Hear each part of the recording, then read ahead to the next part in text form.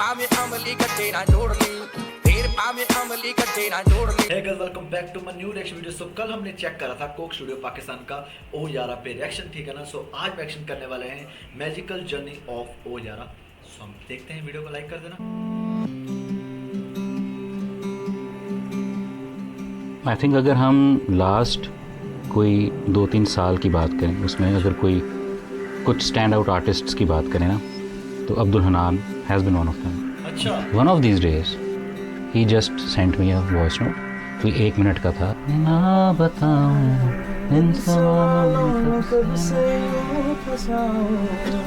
The moment I heard it ना, पता नहीं मेरे दिल को तो ऐसे वो करके लगा कि even though it's coming from the younger generation, but I felt he's also saying what I in a way want to say as well. What is your story, Anna? The story goes back to बचपन वाला point, जिस तरह सब musicians का होता है, सारे यही बात करते हैं कि मुझे शुरू से शौक था, वही मेरा भी यही सीन है। मुझे याद है, मुझे इतना अच्छा गाना आता नहीं था, लेकिन मैं कोशिश ज़रूर करता था।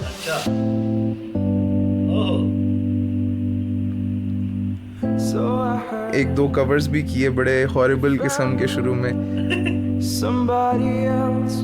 इसी तरह कुछ ना कुछ करता रहा बस, कि वही ज़िंदगी में अगर कोई भी गम है, कुछ भी है, पीछे एंड पे ये चीज़ है।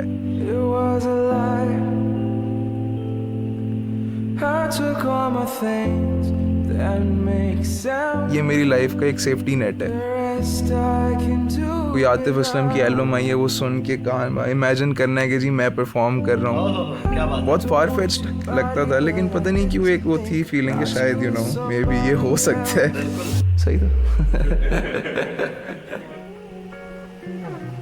कि मेरा पहला गाना था और मुझे ये था कि शायद क्या कौन ही सुन लेगा, मतलब मुझे कौन जानता है। एक ऐसी वायरलिटी जो मैं एक्सपेक्ट नहीं कर रहा था कि ये कैसे हो गया। हल्के फुल्के गिग्स आना शुरू हो गए थे। अकूस्टिक गिटार मैंने पकड़ा है और मैंने कुछ लाइंस जब शुरू की हैं,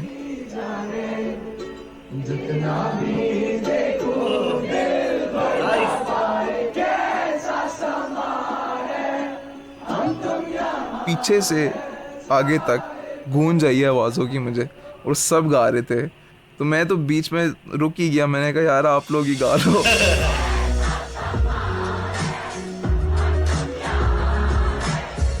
ये गाना मैंने, अगर आप चाहते हो मैं इस गाने पे रिएक्शन करूं तो प्लीज कमेंट में बता देना।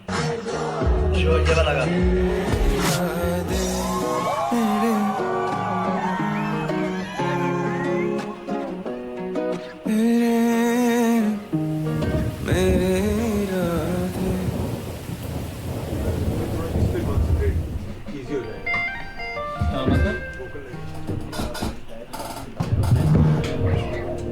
इन सवालों में कब से यूं फंसा हूँ, क्या बात है। राख सारे सफ़े पर लिख रहा हूँ। जुल्फी भाई मैसेज मी ऑन इंस्टाग्राम। थोड़ा सा मुझे हुआ कि क्या ही बात हो सकती है। जब तक कुछ हो नहीं जाता ना, मैं बहुत उस तरह के हूँ कि मुझे यकीन नहीं आ रहा। मैं कहता हूँ बस नो मेरी सिलेक्शन हो गई है, वो वाला सीन कि नहीं अभी नहीं। सिलेक्शन हो गई है सच में।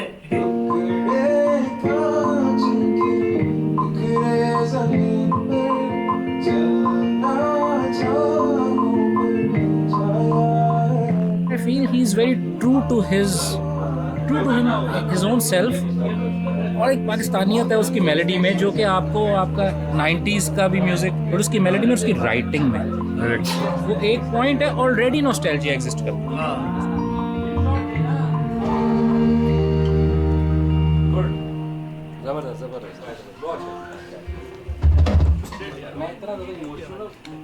So generally I am an overthinker, और हर वक्त कुछ ना कुछ थॉट चल रही होती है दिमाग में। तो शुरू ही गाना बेसिकली यहाँ से होता है कि इन सवालों में कब से फंसा हूँ मैं।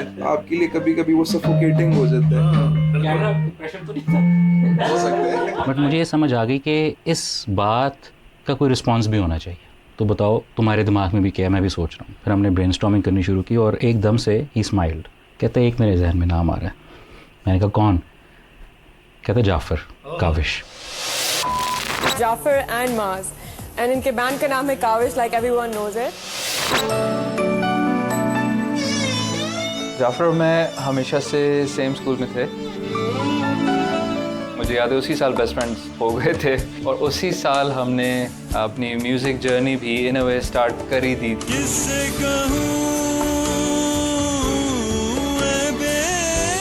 हम दोनों का बैलेंस बड़ा अच्छा है। We've known each other for almost 25 years now.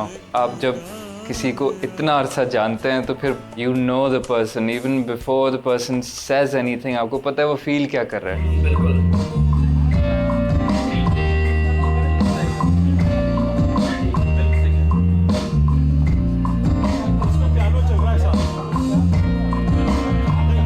If the break is ये वाला पार्ट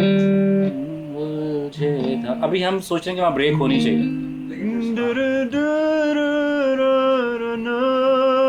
भाई यार सुर कितने पक्के हैं लोगों के, ऐसे ही बोलते बोलते भाई।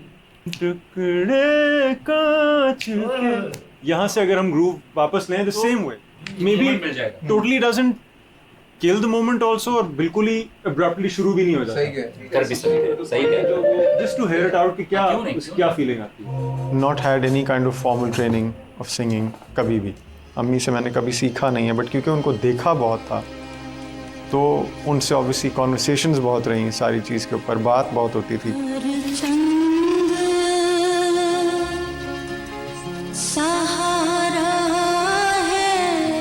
थ्रू एंड थ्रू हर लम्हे में ही उनकी इन्वॉल्वमेंट है।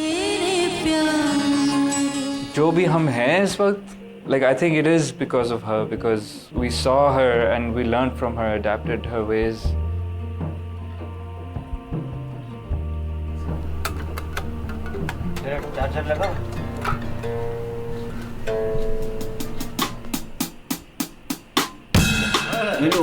सिर्फ एक डीबी भी हो जाएगा बहुत। सांस लेना सजा कि जैसे सांस लेना ही नहीं आ रहा ना, मतलब उस टाइप की सिचुएशन नहीं होती। You just need that emotion। अगर तो you think you can now go into that क्योंकि वो इतना पक्का हो गया करना बहुत चले जो है वो भी बिल्कुल ही नहीं।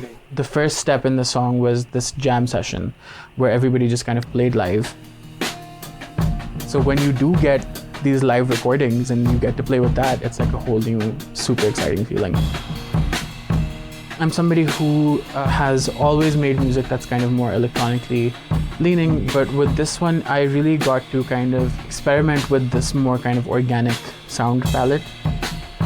There's so much relatability in how stripped back and just sort of intimate it is.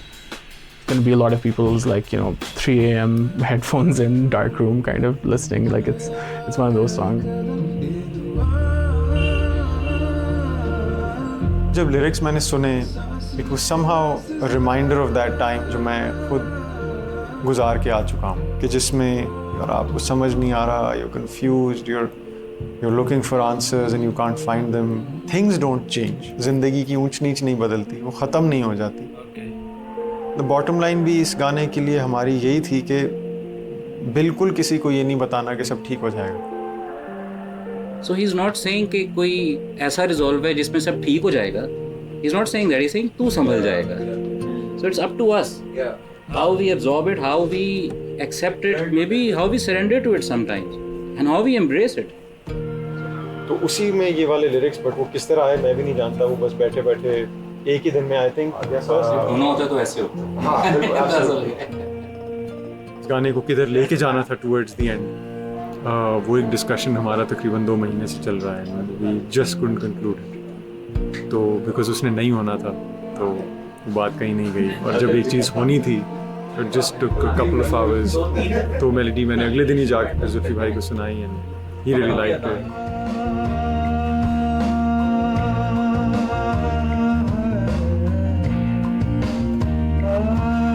Jaffar is, again, somebody who he opens his mouth and it kind of instantly always hits you. Like there's no way to not resonate with it. ये गाना पुराने zone में जाता है, जो पुराना जिस तरह का म्यूज़िक पाकिस्तान में आता था, जिसमें इट वाज काफ़ी रॉ, लेस इलेक्ट्रॉनिक।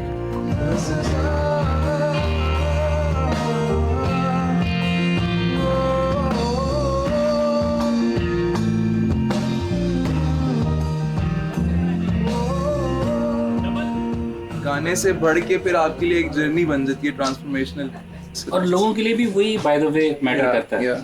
उनको भी लग ये रहा होता है वो गाना सुन रहे हैं लेकिन वो जर्नी सुन रहे हैं। Exactly, that's the best part. अच्छी बात है, you look at it like this. बहुत अच्छा।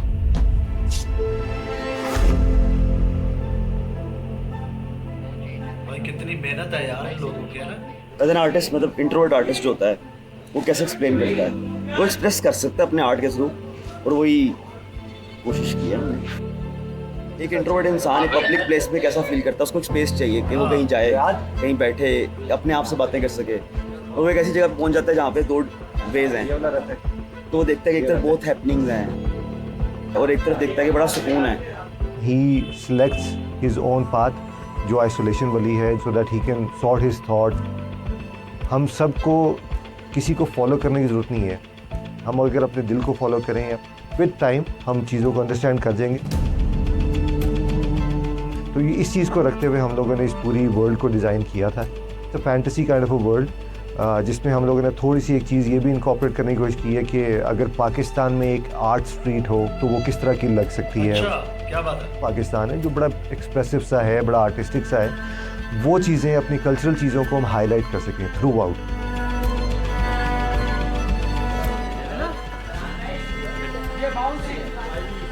हम लोग अभी अभी पहली बार सेट पे आए हैं। इतना डिटेल्ड सेट एटलीस्ट मैंने तो अपनी ज़िंदगी में कभी नहीं देखा है। It just compliments the song a lot. बिल्कुल सेट वाली फीलिंग ही नहीं आ रही, व्हिच इज़ क्वाइट अमेजिंग। कहाँ से वो चीज़ शुरू हुई थी और कहाँ पहुँच गई है, you know, sharing all of this with such amazing musicians, legends.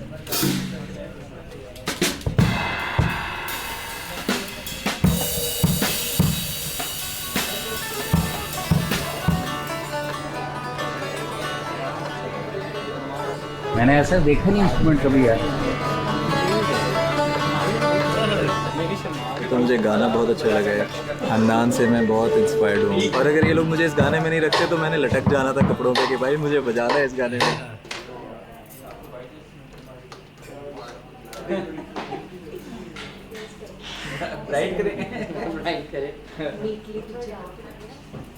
We're giving him very casual look and actually दोनों की semi formal look है। इनकी जैकेट है, उनका ब्लेजर है, very earthy tones। इनकी हाँ ज़्यादा बॉयज है, उनकी ज़्यादा मैनली।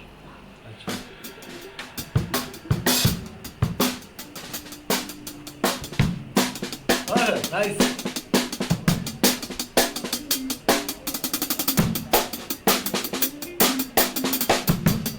गैराज भी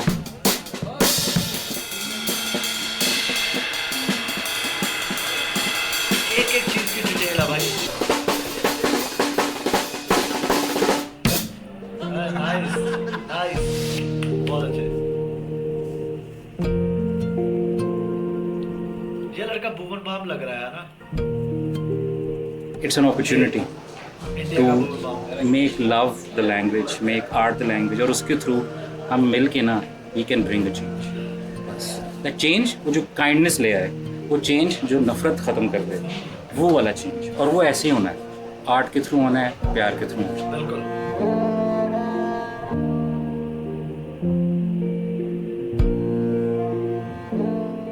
जो हमारा प्रेजेंट म्यूज़िक सीन है, मैं उसमें बहुत ज़्यादा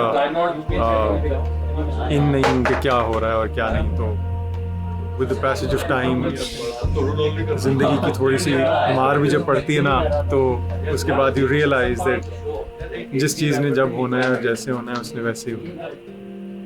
जो यहाँ तक लेके आया है आगे भी चीज़ें वो करा देगा। क्या बात है।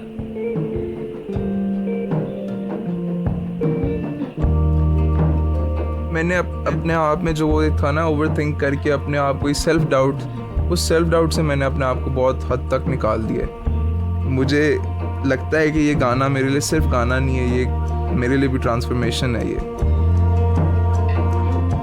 Now that I think of it, और मैं वो सोचता हूँ ना कि वो बचपन में जब मैं वो इमेजिन करता था, तो मैं ये सोचता हूँ कि वो मैनिफेस्टेशन का वाकई काफ़ी रोल है, और वो जब आपके अंदर वो इनग्रेन्ड होता है तो आई थिंक वो चीज़ें होना शुरू हो जाती हैं लाइफ में।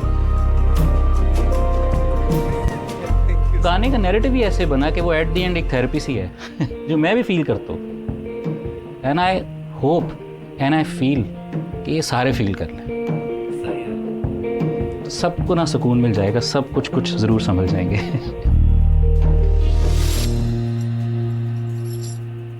ओके सो भाई ये था मैजिकल जर्नी ऑफ ओ यारा। भाई एक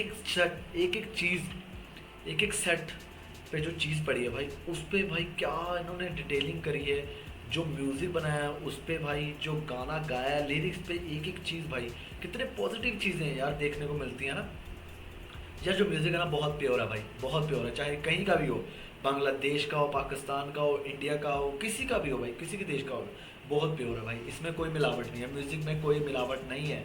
सो भाई ये था रिएक्शन। अगर अच्छा लगे तो वीडियो को लाइक कर देना, चैनल को सब्सक्राइब कर समझते रहते हैं।